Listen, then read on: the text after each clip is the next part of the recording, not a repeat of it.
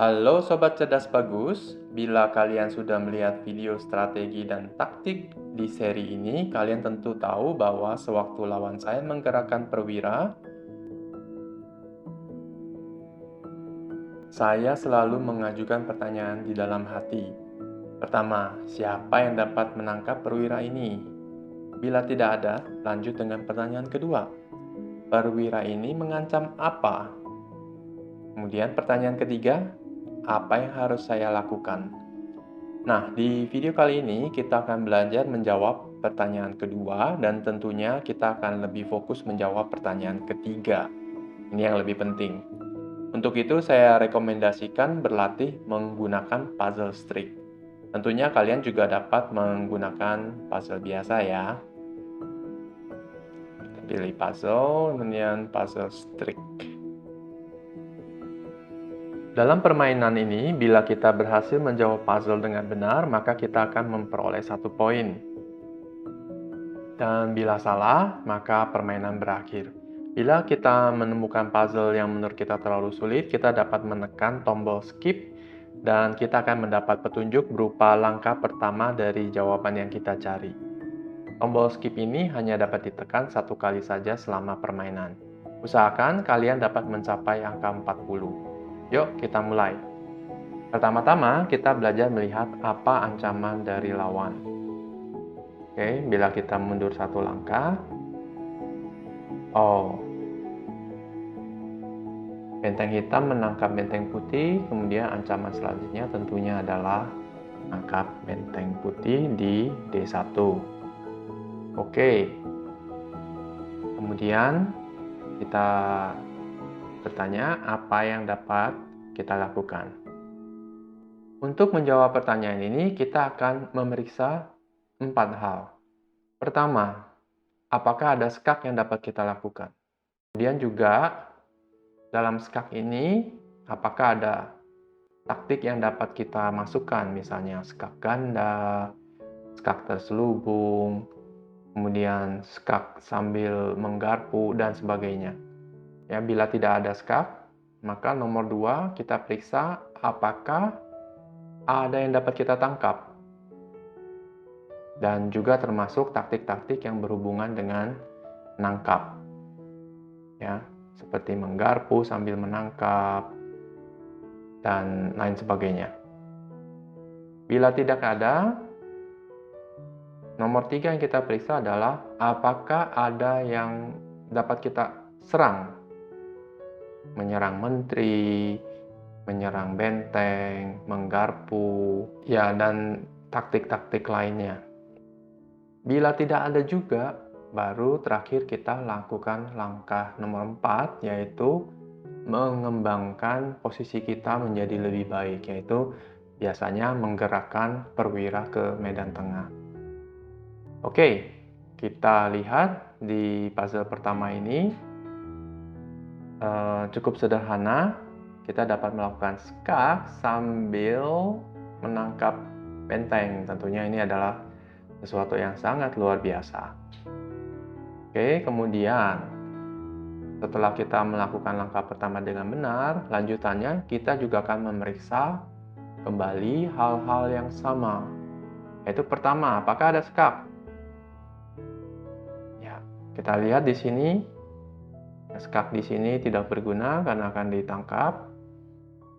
Skak di sini juga tidak bisa. Oke, tidak ada skak yang bagus.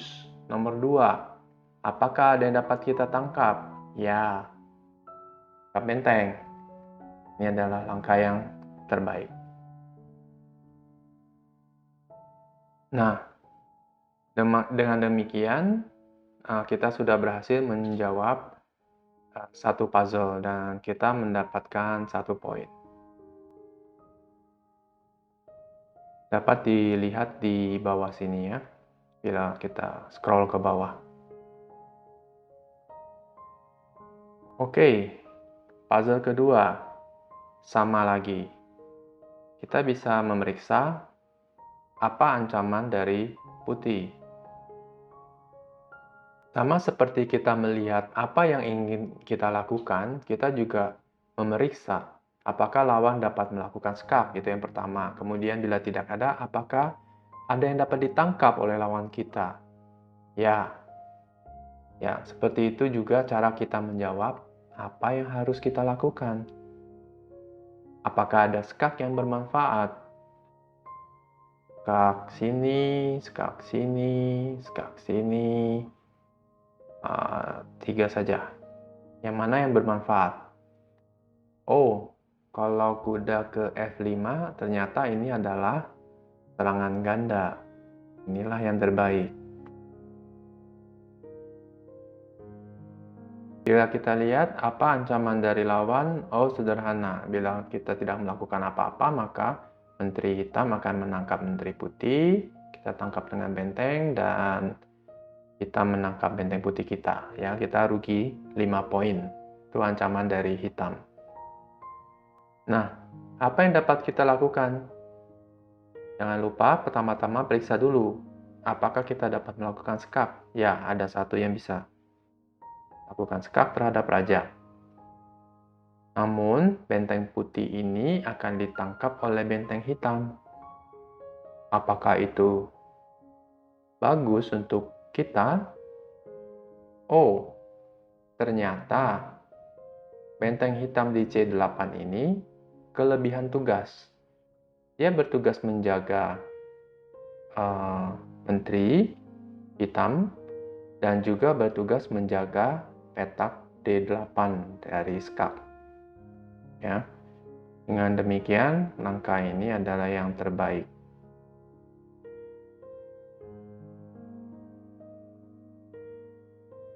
Oke, mulai dari puzzle ini kita akan lebih fokus ke pertanyaan ketiga, apa yang harus kita lakukan.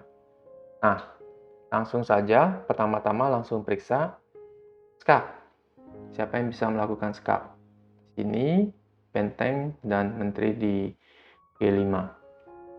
Ya, kalau benteng yang skak di H7 tentu tidak bermanfaat ya. Setelah ditangkap tidak ada lanjutan apa-apa lagi. Berarti kemungkinan besar yang bagus ini menteri tangkap pion di G5 skak. Setelah itu, Raja Hitam harus meninggalkan lajur G ke F8. Dengan demikian, benteng di H8 kehilangan pelindungnya. Berarti ini yang terbaik.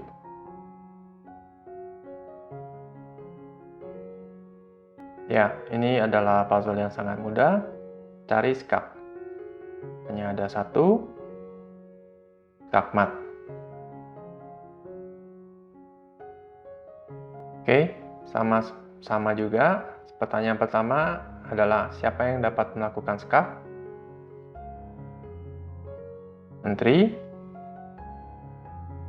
Dan tidak ada lagi ya, satu-satunya. Oke, apa yang didapat bila kita melakukan skak? Oh, ternyata ini adalah garpuan. Ya, gajahnya tidak ada yang jaga, sehingga ini adalah jawaban terbaik. Oke, kita langsung saja. Yang pertama, kita cari skak. Apakah ada skak? Saya lihat di sini skak hanya satu. Menggarpu, raja, benteng, dan kuda. Jadi kalau nggak bisa dapat benteng, minimal dapat kuda. Jadi ini yang terbaik.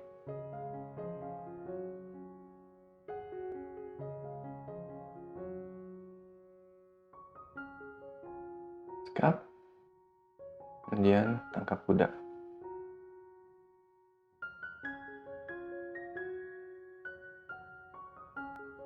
Di sini, skak tidak menghasilkan apa-apa. Berarti kita lihat yang kedua. Apa yang harus kita lakukan? Urutan kedua adalah tangkap. Apa yang bisa ditangkap? Di sini ada dua. Tentunya kita tidak menangkap gajah dulu, karena menteri kita tidak ada yang menjaga. Ya, jadi tangkap menteri, kemudian tangkap gajah. Gampang ya? Jika kita melakukan skak dengan menteri, skak sini, skak sini, skak sini, tidak ada kelanjutannya. Ya. Ada satu lagi, skak dengan gajah. Sepertinya ini bagus ya. Raja hitam harus kabur, tidak bisa tangkis. Kemudian skak dengan menteri. Ya, hanya bisa blok dengan gajah, tapi kemudian kita tangkap. Skak mat. Oke, kita coba.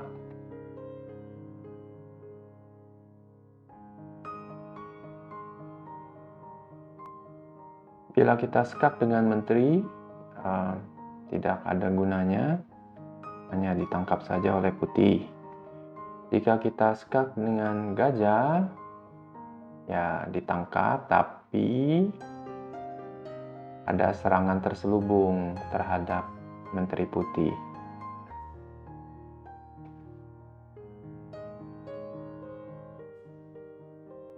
Di sini kalau kita skak dengan gajah, kemudian hitam menangkap gajah kita, tentunya kita dapat menangkap menteri hitam. Tapi kalau kita skak dan hitam hanya melarikan raja, apakah ada skak mat di sini? Coba kita lihat. Ini skak. Pindah lagi. Atau bisa juga dia tangkis dengan gajah. Ya, kalau pionnya nggak tangkap gajah sih, kita sepertinya tidak terlalu untung. Kemungkinan lain adalah skak dengan menteri, garpu ke benteng. Oh, dan ini skak mat, ini yang terbaik.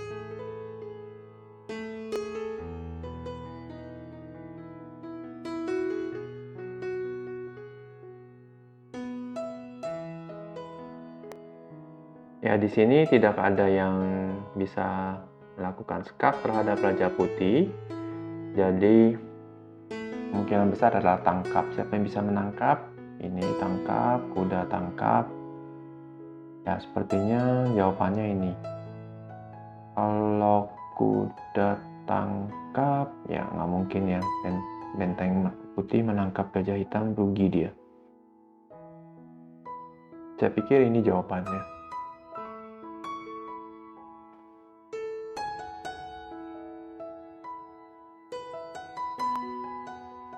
Oke, hanya ada satu skak, tapi dijaga oleh gajah. Bagaimana kalau kita hilangkan gajahnya terlebih dahulu? Tangkap, tangkap, skak, tangkis. Kita dapat menambahkan kekuatan pin terhadap benteng di G3. Setelah itu menteri dapat menangkap gajah putih. Kok rumit sekali ya? Tapi kalau kita ragu, seperti biasa, bisa pencet skip satu kali selama permainan. Oke, kita coba saja.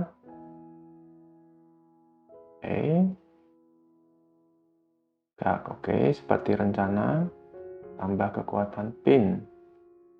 Nah, ini bisa tangkap.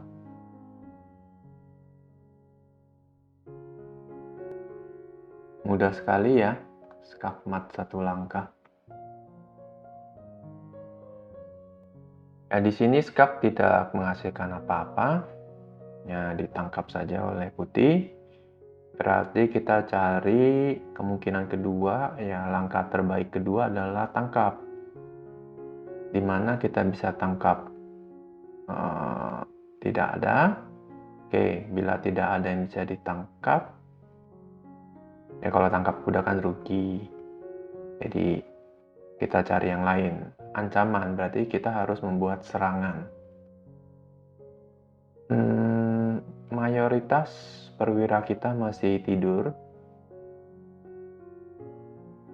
Menteri B2 tentu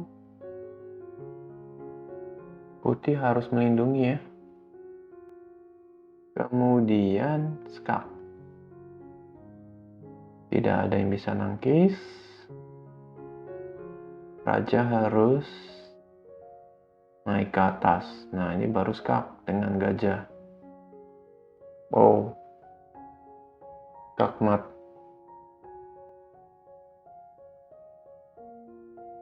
Oh, dia biarkan kita tangkap benteng.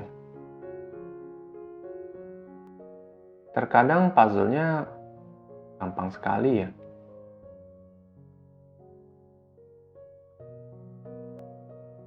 Oke, satu-satunya skak di sini tidak bermanfaat. Setelah ditangkap, kita skak ditangkap. Oh, tidak harus ditangkap, tapi ya tidak ada lanjutan yang berarti. Oke, bagaimana kalau nangkap dulu ya? Kita yang tangkap dulu gimana? Kita tangkap benteng putih, ditangkap balik, kemudian juga tidak ada lanjutannya. Oke, bagaimana dengan ancaman? Ya, taktik apa yang bisa kita gunakan? Skakmat. Bila benteng tangkap gajah, maka kita dapat menangkap benteng putih, skak, dan skakmat. Oke, bagaimana kalau dia tangkis? Ya, bukan tangkis ya, menjaga pion G2. Gajah tangkap pion, benteng tangkap gajah, dan kita dapat menangkap benteng. Ya, ini untung sedikit, ya lumayan.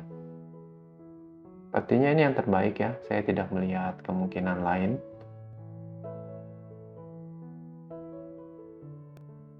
Skak.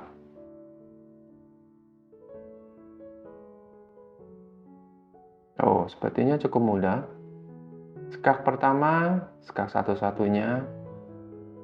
Kemudian raja kabur dan menteri skak mat. Ya, gampang sekali.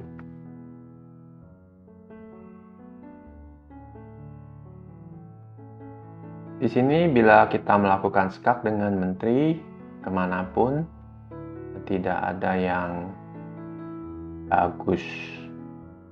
Semuanya sia-sia. Oke, nomor 2, tangkap. Apa yang bisa ditangkap? Kita ada juga. Berarti yang ketiga adalah kita melakukan ancaman. Ancaman yang paling kuat tentu adalah skakmat. Coba kita cari apakah ada skakmat di sini.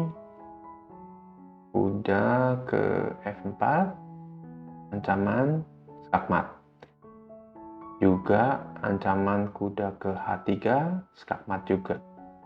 Jadi putih tidak mungkin menangkis kedua ancaman skakmat tersebut. Oke, cukup menarik. Tadi tidak sempat terpikir langkah ini, tapi kalau kita skakmat di H3, menteri kan terpaksa tangkap kudanya dan kita dapat menangkap si menteri. Oke.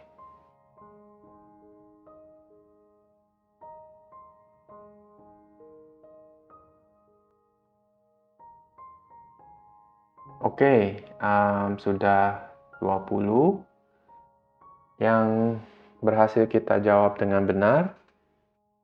Saya pikir cukup sampai di sini.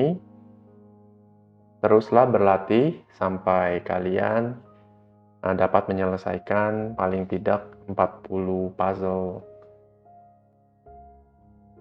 Sekilas saya lihat puzzle ini cukup menarik.